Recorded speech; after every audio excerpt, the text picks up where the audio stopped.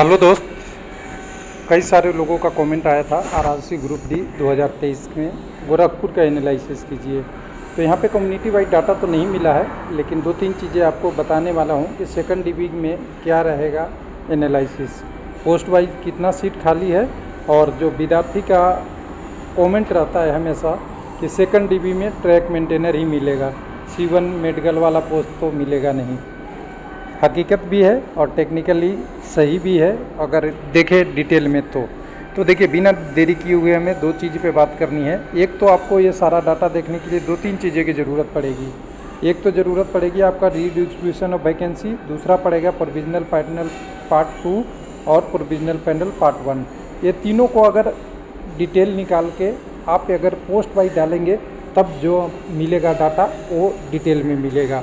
अब इतना कैंडिडेट के पास टाइम होता नहीं है, तो उन कैंडिडेटों का जिनके पास टाइम की कमी है उसके लिए एक मिनट मैं अपने www.railwaylifelp.com में PDF तो डाल रखा हूँ। सारा PDF आप यहाँ पे देख लीजिएगा। यहाँ पे आपको PDF में मिल जाएगा जो भी आपको चाहिए उससे रिलेटेड है। आपको सब अलग अलग चीज़ें हैं, अलग अलग RRC का, RRB का, और यहाँ पे हमने गुवाहाटी का, आपका गोरखपुर का अपडेट, NER का अपडेट कर दिया है। चलिए, लेकिन जो कैंडिडेट अच्छे हैं उनको PDF की ज़रूरत नहीं पड़ेगी, वीडियो काफ़ी है आपके लिए। तो बहुत सारी चीज़ें यहाँ पे थी, सारी घटनाएं घटी थी। कितना नंबर कम होगा हमने ऑलरेडी लगभग डिस्कस कर रखा है कि करीब 0.5 से 1 नंबर तक सेकंड डीबी में चांस बन सकती है जब पूरी वैकेंसी जो खाली को पूरा करेगा तब। बाद में फ्यूचर में थोड़े बहुत और भी घट सकते हैं, वो बात की बात है। यहाँ PT क्वालिफाई कितने हैं, वैकेंसी कितनी थी, तो वैकेंसी 4002 थी। अब जिनको जनती है 4002 में से 500 कितने सीट खाली अभी है, 564 सीट अभी भी वैकेंट है। और 564 में से अगर सीधा सा जिनको जल्दी है बता दूं, 489 पोस्ट बचे हुए हैं वो B1 मेडिकल का। तो आपको दिख ही जाएगा कि C1 मेडिकल और A2 और A3 का मेडिकल पोस्ट बहुत कम बचा हुआ है। जो भी पोस्ट बचा हुआ है B1 का, और B1 में भी 489 में से 367 पोस्ट बचा हुआ है ट्रैक मेंटेनर का। तो सब लोग कहेंगे ही कि जब फ्यूचर में मिलेगा पोस्ट तो ट्रैक मेंटेनर ही मिलेगा, क्योंकि सेकंड डीबी में जो बचेगी या फाइनल से बचेगा वो ट्रैक मेंटेनर का ही परसेंटेज बहुत ज़्यादा होगा। तो आपकी विद्यार्थी का कमेंट बिल्कुल निशाने पे है और वो सही है, बिल्कुल सही है। अब यहाँ पे देखिए, डिटेल में हमने बहुत मेहनत किया, इसमें मेहनत करने के बाद पैनल का एनालिसिस कर लिया। पहले जितने भी C1 वाले मेडिकल को हमने जो अभी वेबसाइट पे दिखाया, रीडिस्ट्रीब्यूशन वाला पोस्ट, सारे पोस्ट को एक जगह ला लिया। पोस्ट को लाने के बाद हम सभी अलग अलग पोस्ट की बात नहीं करेंगे। यहाँ पे assistant workshop, assistant train lighting and acing workshop, assistant in work और असिस्टेंट इन वर्क वर्कशॉप और हॉस्पिटल असिस्टेंट, ये आपके 1 2 3 4 5 पोस्ट हैं। पांचों पोस्ट की C1 मेडिकल है यहाँ पे। इसके लिए टोटल पोस्ट यहाँ डिफाइंड है, जो डिफाइंड थी कि कितने पोस्ट हैं वो टोटल पोस्ट यहाँ पे हमने दे दिया है। और एक रह गया था असिस्टेंट इन स्टोर। ये सारा आपके मेडिकल C1 वाले थे 711 पोस्ट। 711 पोस्टों में से जो पहले पैनल हुआ उसमें 164 लोग आ गए और दूसरे में 494 आ गए। यानी दोनों को अगर जोड़ के हम जो बचे हुए C1 मेडिकल के पोस्ट दिखाएं तो आपके लिए 53 पोस्ट है। 53 पोस्ट में किसी का मेडिकल का इशू होगा, किसी का DB का होगा, किसी का डॉक्यूमेंट का होगा, किसी का CCA का इशू होगा। ये सारा चीज़ बचने के बाद जब इसको लिया जाएगा तो या तो सेकंड DB में लिया जाएगा या जो बचे हुए कैंडिडेट है वो ले गए। और 53 में से बहुत सारे कैंडिडेट अगर थर्ड पैनल में लेके चले गए तो आप समझिए कि फ्यूचर के लिए C1 मेडिकल पोस्ट ख़त्म। बहुत कम पोस्ट बचा है और बहुत कम पोस्ट बचने के बाद भी अभी बहुत लोग की उम्मीद बची हुई है। चलिए, उसके बाद A2 मेडिकल के लिए 300 आपका अपॉइंटमेंट के लिए 320 पोस्ट था। 320 में से बहुत पोस्ट अलॉट हो गया है, मात्र 13 पोस्ट बचे हुए हैं। उसी तरह A3 मेडिकल वाले जो पोस्ट बचा हुआ था ट्रैक मशीन यानी assistant in track machine, total 85 post में से 76 अलॉट हो गया है, 9 पोस्ट बचा हुआ है। यानी B1 छोड़ के अगर टोटल जोड़ ले तो मैथमेटिक्स यहाँ से आपको दिख ही जाता है 66, ये दोनों को जोड़ने के बाद, और 9 यहाँ से अगर जोड़ लीजिए तो 9 से 15, 75 पोस्ट ऐसे बचे हुए हैं जो B1 मेडिकल से बाहर है।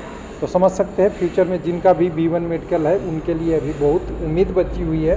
हालांकि C1 का पोस्ट ख़त्म हो रहा है, लेकिन B1 में उम्मीद है। अगर आपका मेडिकल स्टैंडर्ड B1 है तो फ्यूचर में सेकंड DB या थर्ड DB में आपको जॉब मिलेगा। और जो पैनल में आ गए वो तो बात की बात कहानी बचेगी कि पैनल छोड़ेंगे या क्या करेंगे। अब बच गया जो आपका पोस्ट है B1 वाले मेडिकल को सारे हमने एक साथ आपके लिए ला लिया, जिसमें असिस्टेंट लोकोसेट डीजल, इलेक्ट्रिकल है, असिस्टेंट ऑपरेटर इलेक्ट्रिकल, उसके बाद आपका है assistant in signal and telecom, assistant in ten lighting AC। अगर वर्कशॉप लग जाता है तो C1 होता है और AC में नहीं है। असिस्टेंट इन TRD और ट्रैक मेंटेनर 4 और असिस्टेंट इन ब्रिंच एंड CNW। सबको पोस्टों को ये संख्या हमने यहाँ रख दिया। उसमें से जितने पैनल आ गए सबको पैनल में ला लिया। जैसे ट्रैक मेंटेनर के 1549 था, 19 पहले मिला और अभी मिला 1159। जो बच गया 367 बच गया। अगर ओवरऑल बात करेंगे तो टोटल पोस्टों में से 489 पोस्ट बचे हुए हैं वो B1 मेडिकल का है। और समझिए कि जो फ्यूचर में जो पोस्ट होगा तो B1 मेडिकल लोअर साइड में ही है। हालांकि C1 तो नहीं है, लेकिन अगर आपका B1 मेडिकल है तो आपके लिए गुड न्यूज़ है। फ्यूचर में आपको अगर आपका नंबर 0.2, 0.3, 0.4, 0.5 के आसपास कम है, आपकी कम्युनिटी चाहे UR हो, चाहे SC हो, चाहे ST हो, चाहे OBC हो, चाहे EWS हो, तो आपके लिए उम्मीद बच रही है कि जॉब है।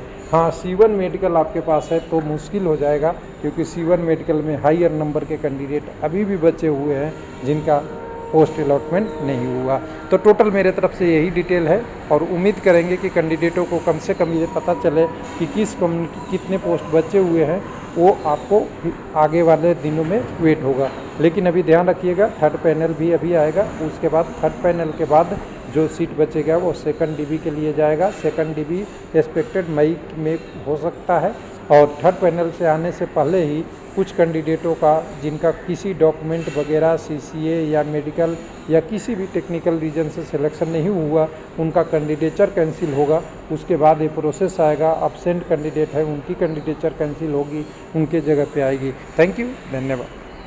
तो जिनकी कैंडिडेचर वैकेंसी है उनकी होगी। और ऐसे ही जितने भी कैंडिडेट अभी भी वेट कर रहे हैं कि मुझे फ्यूचर में जॉब मिलेगा, तो मैं तो कहूँगा आपके लिए एक चीज़ आप ध्यान रखिए, अपनी मेडिकल स्टैंडर्ड को B1 के करीब रखिए तो आपके लिए उम्मीद है। हालांकि मेडिकल पे कंट्रोल किसी का नहीं होता है, लेकिन आई साइड इम्प्रूवमेंट रखिए, जल्दबाजी में कोई रश नहीं कीजिए।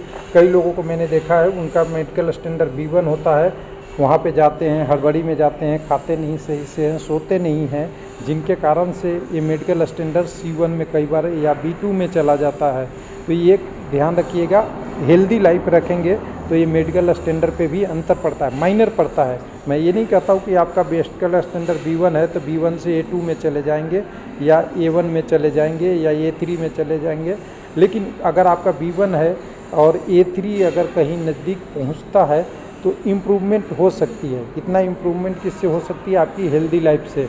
पूरी रात जागे, अगले दिन मेडिकल में चले गए, हो सकता है आपकी दिक्कत हो।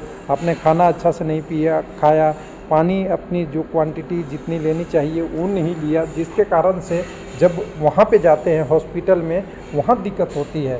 तो पानी वगैरह अगर फूड वगैरह है वो सही से आप लीजिए और बहुत ज़्यादा टेंशन नहीं लेना, मोबाइल दिन भर नहीं देखना। उस समय कई बार क्या होता है कि हम स्क्रीन की फुल ब्राइटनेस करके देखते रहते हैं, हॉस्पिटल में ही देखते रहते हैं। देखो, आपकी आई टेस्ट होनी है तो आई को रेस्ट दीजिए ना, थोड़ा सा आराम से आई बंद करके थोड़ा सा रिलैक्स रहिए, बैठिए आराम से।